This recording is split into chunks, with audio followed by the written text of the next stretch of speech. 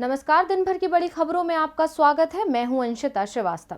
इस बुलेटिन में बात होगी पेगासस मामले में सरकार की बढ़ती मुश्किलों की, किसान संसद को लेकर किसानों की नई रणनीति की, जानेंगे क्या कर्नाटक में बीजेपी बदल रही है सीएम, मन की बात में पीएम मोदी ने कौन सा दिया नया मंत्र, बात करेंगे राजस्थान में कांग्रेस की दूर होती कलह की, और आखिर में बात ओलंपिक में आज भारत के प्रदर्शन की। लेकिन तमाम बड़ी खबरों से पहले एक नजर सुर्खियों पर। पश्चिम बंगाल में वाहनों पर लाल, नीली और पीली बत्ती लगाने वालों की लिस्ट जारी। राज्यपाल, सीएम, विधानसभा अध्यक्ष और कलकत्ता हाईकोर्ट के जज का नाम लिस्ट में शामिल नहीं। सरकार ने वीवीआईपी गाड़ियों पर बत्ती लगाने से किया मना। देश में वैक्सीनेशन की धीमी रफ्तार पर राहुल गांधी ने मोदी सरकार को घेरा। कहा कि अगर वैक्सीन को लेकर देश के मन की बात को समझा जाता तो हालात ऐसे नहीं होते। दिल्ली में कल से खुलेंगे सिनेमा हॉल। मेट्रो और बसों में यात्रा करने वालों की संख्या पर से भी हटेगी पाबंदी। कर्नाटक में कल से धार्मिक स्थलों को खोलने की तैयारी। फारूक अब्दुल्ला का पीएम पर तंज। कहा, जम्मू कश्मीर की दिल्ली से कम नहीं हुई दूरी, दिल की दूरी भी बढ़ी। पीएम ने किया था दूरियां मिटाने का वादा। सुर्खियों के बाद अब बात आज की सबसे बड़ी खबर की। पेगासस जासूसी मामले में सरकार लगातार घिरती जा रही है। रोज हो रहे खुलासे और जासूसी के इस खेल में अंतर्राष्ट्रीय स्तर पर उठती जांच की मांग से सरकार बैकफुट पर है। विपक्ष संसद ठप किए बैठा है तो सरकार बचाव में दलील दे रही है कि आरोपों का कोई आधार नहीं है, इसीलिए जांच की जरूरत नहीं है। इस बीच अब ये मामला सुप्रीम कोर्ट तक पहुंच गया है। कोर्ट में पेगासस जासूसी मामले को लेकर याचिका दायर की गई है। देखिए ये रिपोर्ट। स्पाईवेयर पेगासस की मदद से करीब 300 सामाजिक कार्यकर्ताओं, नेता, पत्रकारों और संवैधानिक पदाधिकारियों की जासूसी के मामले में अब कोर्ट जांच कर सकता है। मामला सुप्रीम कोर्ट तक पहुंच चुका है। विपक्ष इस मामले में पूरी तरह से एकजुट दिखाई दे रहा है। जांच का दबाव सरकार पर भी बनाया जा रहा है, लेकिन सरकार जांच को तैयार नहीं हो रही है। इस बीच आज कांग्रेस की ओर से राहुल गांधी की जासूसी के बाद अब टीएमसी की भी जासूसी का आरोप केंद्र सरकार पर लगाया है। कांग्रेस के ट्विटर हैंडल पर लिखा, आप सरकार की मंशा को समझिए। पेगासस स्पाईवेयर का निशाना कौन था? अभिषेक बनर्जी, ममता बनर्जी के भतीजे कब? 2021 में क्यों? पश्चिम बंगाल में चुनाव थे। मोदी सरकार का डर अंतहीन है। एक कहावत है, आप अपने दुश्मनों को करीब रखो, लेकिन लगता है बीजेपी ने इस कहावत को ज्यादा गंभीरता से ले लिया। इस बीच राज्यसभा सदस्य जॉन ब्रिटास ने इस मामले में सुप्रीम कोर्ट का रुख किया है। ब्रिटास ने कहा, हाल में जासूसी के आरोपों ने भारत में लोगों के एक बड़े वर्ग के बीच चिंता पैदा कर दी है। इसका अभिव्यक्ति की स्वतंत्रता पर गहरा असर पड़ेगा। उन्होंने पेगासस जासूसी मामले की जांच अदालत की निगरानी में कराए जाने का अनुरोध किया है। ब्रिटास ने कहा कि सरकार जासूसी के मामले को ना तो स्वीकार कर रही है और न ही इसे पूरी तरह से खारिज कर रही है, इसलिए इसकी निष्पक्ष जांच कोर्ट की निगरानी में जरूरी है। पेगासस जासूसी मामले में विपक्ष जांच की मांग कर रहा है, लेकिन सरकार तैयार ही नहीं हो रही। मांग किसान भी कर रहे हैं कि जो कृषि कानून सरकार ने बनाए हैं उसे रद्द कर दिया जाए, लेकिन सरकार यहां भी तैयार नहीं हो रही है। किसानों के आंदोलन को कल 8 महीने पूरे हो रहे हैं। संसद के मानसून सत्र को देखते हुए किसानों ने भी अपनी संसद लगा रखी है और कल से इस संसद में बड़ा बदलाव होने वाला है। तो क्या है किसानों की रणनीति? देखिए ये रिपोर्ट। किसान केंद्र सरकार द्वारा पारित किए गए तीनों कानूनों को वापस लेने की मांग पर अड़े हैं। वहीं प्रदर्शनकारी किसान संसद भवन से कुछ ही दूरी पर मौजूद जंतर मंतर पर अपनी संसद भी चला रहे हैं।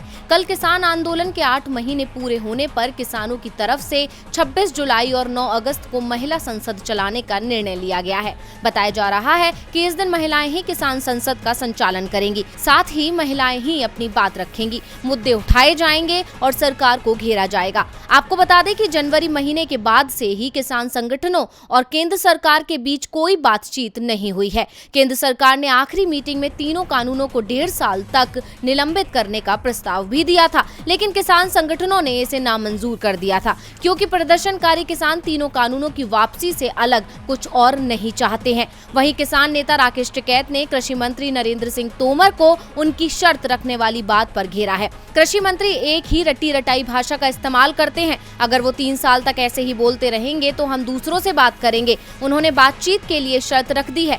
अगर वे शर्तों के साथ बात करना चाहते हैं तो हम कैसे उनके साथ बातचीत के लिए जाएंगे? राकेश टिकैत ने कहा, जब वो कह देंगे कि हम बिना किसी शर्त के बात करने को तैयार हैं तो किसान उनसे बातचीत करेगा। अभी 3 साल तक उनकी सत्ता है। अगर 3 साल तक इसी भाषा का इस्तेमाल करेंगे तो जो दूसरे लोग आएंगे हम उनसे बात करेंगे। किसान कृषि कानून रद्द करने की मांग पर अड़े हैं, लेकिन सरकार सिर्फ बदलाव की बात कर रही है। वैसे बीजेपी बदलाव की कोशिश तो पूरे देश में कर रही है। जहां वो विपक्ष में है वहां सरकार में आने की कोशिश कर रही है, और जहां उसकी सरकार है वहां वो सीएम बदलने में जुटी है। हाल ही में उत्तराखंड में बदलाव देखा गया, जहां 6 महीने में लोगों ने 3 सीएम देख लिए। अब कर्नाटक की बारी है, यहाँ भी सीएम बदले जाने की तैयारी है। तो कब तक कर्नाटक में हो सकता है बदलाव, देखिए रिपोर्ट। उत्तराखंड के बाद अब कर्नाटक में भी बीजेपी ने सीएम बदलने का फैसला कर लिया है। येदियुरप्पा को इस्तीफा देने का संदेश भेज दिया गया है। येदियुरप्पा से जब इस बारे में पूछा गया तो उनका जवाब था कि उनके पास ये सूचना कभी भी पहुंच जाएगी।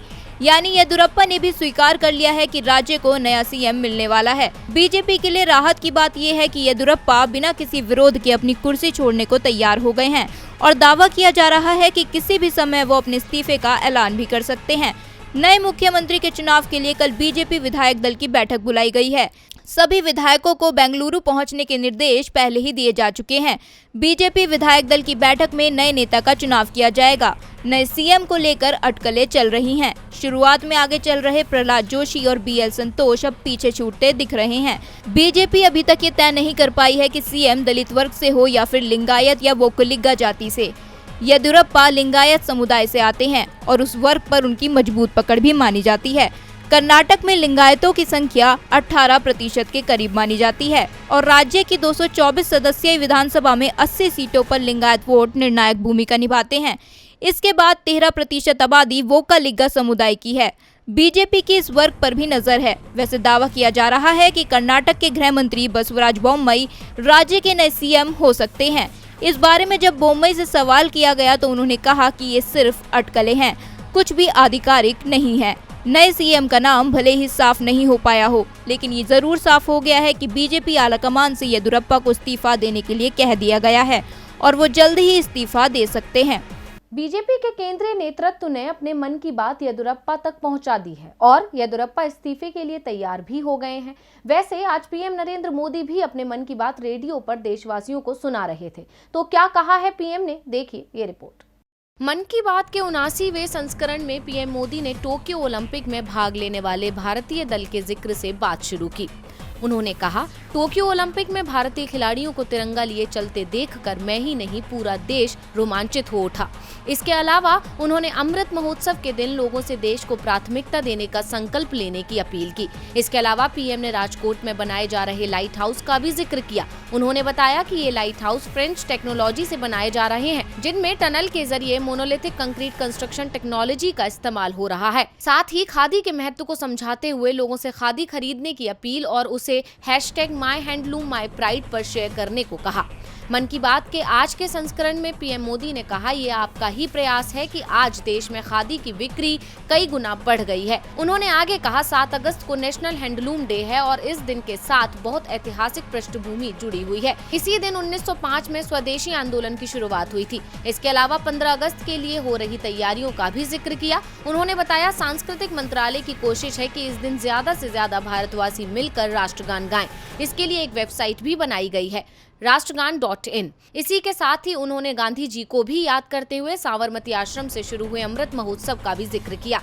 उन्होंने आगे बताया कि अमृत महोत्सव के बीच में ही 26 जुलाई को होने वाला कारगिल विजय दिवस भी मनाया जाएगा। पीएम मोदी ने अपने संबोधन के अंत में कहा कि त्योहारों के दौरान यह भूले नहीं कि कोरोना हमारे बीच से गया नहीं है। साथ ही लोगों से कोरोना प्रोटोकॉल का पालन करने की अपील की। पीएम ने आज मन की बात कार्यक्रम में तिरंगे से लेकर खादी तक का जिक्र किया। पीएम आज अपने मन की बात कर रहे थे तो कल ममता बनर्जी दिल्ली में विपक्ष दलों के नेताओं से बात करने आ रही हैं। वैसे इस दौरान उनका पीएम और राष्ट्रपति से मिलने का भी प्रोग्राम है। ममता के दौरे से बीजेपी में भी चिंता देखी जा रही है। तो क्यों खास है ममता का दिल्ली दौरा, देखिए ये रिपोर्ट। 2024 में बीजेपी से लड़ने के लिए पीएम मोदी के सामने विपक्ष का चेहरा कौन होगा? यह सवाल इसलिए उठ खड़ा हुआ है क्योंकि टीएमसी को बंगाल में लगातार तीसरी बार सत्ता मिलने के बाद मुख्यमंत्री ममता बनर्जी ने अगले लोकसभा चुनाव में विपक्ष की अगुवाई को लेकर दावेदारी पेश कर दी है। वहीं सोनिया गांधी से ममता की प्रस्तावित मुलाकात से पहले देश की सबसे पुरानी पार्टी ने ये कहकर ममता की परेशानी बढ़ा दी है कि यदि बीजेपी के खिलाफ कोई मोर्चा बनता है तो उसकी अगुवाई यूपीए चेयरपर्सन सोनिया गांधी ही करेंगी। साथ ही कांग्रेस नेता प्रदीप भट्टाचार्य ने ममता को यह भी याद दिला दिया कि जब सोनिया गांधी ने विपक्ष को एकजुट करने की कोशिश की तो टीएमसी प्रमुख ने दूरी बना ली थी। कई मौकों पर कांग्रेस अध्यक्ष ने अलोकतांत्रिक ताकतों से लड़ने के लिए कई बैठकों का आयोजन किया। कई बैठकों में टीएमसी शामिल नहीं हुई, लेकिन अब देश के लोग चाहते हैं कि विपक्ष एकजुट हो। बीजेपी से लड़ने के लिए सभी दलों को सोनिया गांधी के नेतृत्व में एकजुट होना चाहिए। मतलब साफ है कि कांग्रेस को टीएमसी का पिछलगू बनना पसंद नहीं। तो अब देखना ये होगा कि क्या ममता बनर्जी कांग्रेस का फैसला बदल पाने में कामयाब होंगी, क्योंकि ममता अब सोनिया गांधी सहित विपक्ष के कई बड़े नेताओं के साथ मुलाकात करके उनका समर्थन जुटाने में लगी हैं। वहीं जानकारी के मुताबिक कई क्षेत्रीय दल ममता बनर्जी के साथ आने को तैयार भी हैं। ममता की कोशिश है कि मोदी सरकार के खिलाफ विपक्ष को एकजुट किया जाए ताकि मजबूती से सरकार का मुकाबला किया जा सकता है। दूसरी ओर कांग्रेस भी खुद को एकजुट करने में लगी है। पहले पंजाब में पार्टी के बीच की कलह समाप्त करने की कोशिशों को सफलता मिली और अब राजस्थान में भी मामला बनते हुए दिख रहा है। राजस्थान के सीएम गहलोत के तेवर भी नरम पड़ते दिख रहे हैं। देखिए ये रिपोर्ट।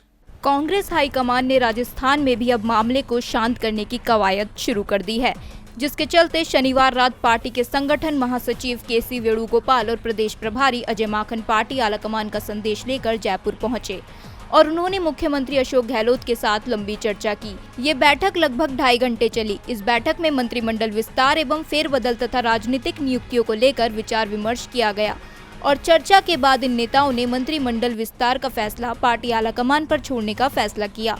इसके बाद रविवार सुबह जयपुर में राज्य में कांग्रेस विधायकों तथा पार्टी प्रदेश कार्यकारिणी पदाधिकारियों की बैठक हुई। बैठक में कांग्रेस का समर्थन कर रहे कुछ निर्दलीय विधायक और सचिन पायलट खेमे के विधायक भी शामिल हुए। कांग्रेस प्रदेश अध्यक्ष गोविंद सिंह डटोसरा के साथ बैठक में भाग लेने के लिए पार्टी के संगठन महासचिव केसी वेणुगोपाल और प्रदेश प्रभारी अजय माकन भी पहुंचे। अजय माकन ने कहा कि जल्द ही राजस्थान में कैबिनेट विस्तार को लेकर हाईकमान फैसला करेगा और यह सबको स्वीकार्य होगा। साथ ही उन्होंने कहा कि कैबिनेट विस्तार को लेकर पार्टी जल्द ही अपना फैसला सुनाएगी।